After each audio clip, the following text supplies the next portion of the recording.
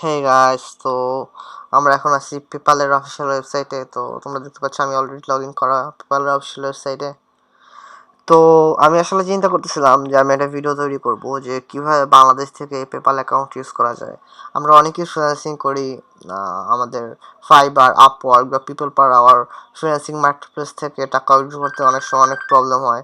তো এটা সলভ করার জন্য আমি ভাবছিলাম যে আমি একটা পুরো ভিডিও বানাবো যা দিয়ে আমরা একটা পেপাল অ্যাকাউন্ট ক্রিয়েট করতে পারবো আর পার্মানেন্ট পেপাল অ্যাকাউন্ট ক্রিয়েট করতে পারবো। আমার অ্যাকাউন্টটা প্রায় আমি 2 থেকে 2.5 বছর যাবত ইউজ করতেছি, তো আমার অ্যাকাউন্টে এখনও কোনো সমস্যা হইতেছে না।